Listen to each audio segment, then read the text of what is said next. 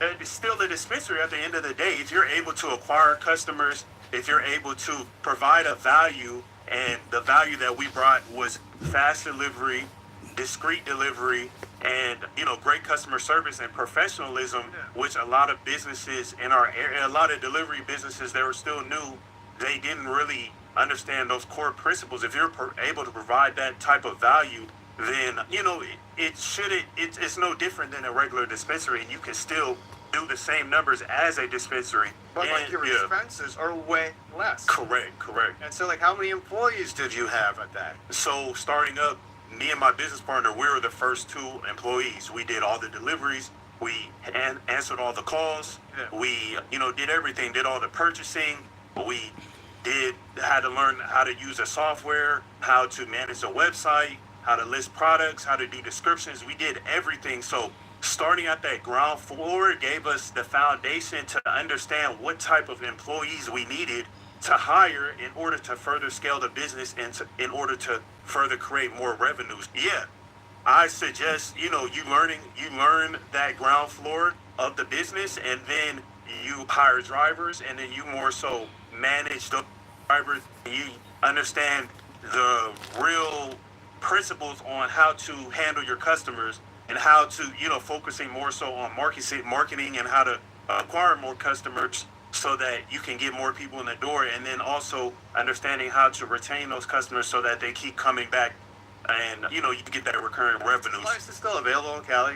Yeah, Still a thing. So yeah, definitely. like when you guys broke down, you started your business, like everything's about in tech, the networking tech, the Kaizen system, right? The 7S's. You streamlined everything, right? Is it like, did you when people made the orders, were you doing routes and shit?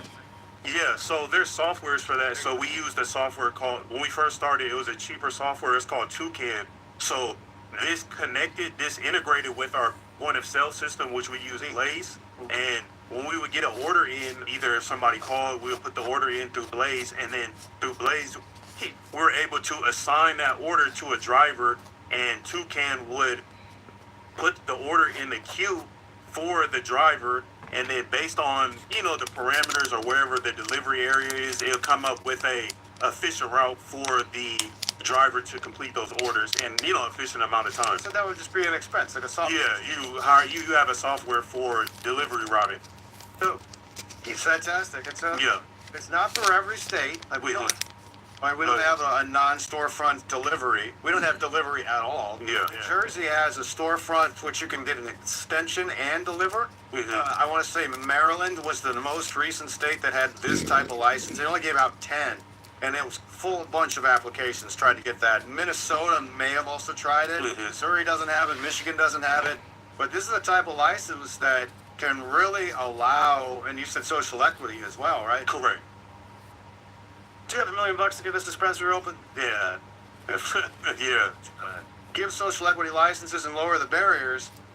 This seems like it's an opportunity. You got to get your foot in the door. A lot of people, what I explained to Thomas and to Miggy is, a lot of people, they always want the dispensary. They want to say, oh, I'm this big dispensary owner. But a lot of times those opportunities aren't always available, whether it's a lottery system, there's certain limitations to how many dispensaries they give out per year. So you have to take what cards are dealt to you, and you have to make the best opportunity of that in order to get yourself in this industry, and not just sit on the sidelines and hope that one day, I'm gonna get this dispensary in. Hopefully it's, I'm gonna make $1 million and become a multi-millionaire. Like, most of the time it's not gonna happen. You have to figure out what works for your financial situation and get your foot into the door in that, and get the experience and the time under your belt, so that maybe when an opportunity opens up for you to get a dispensary, you already have it's the same thing. You can just rework everything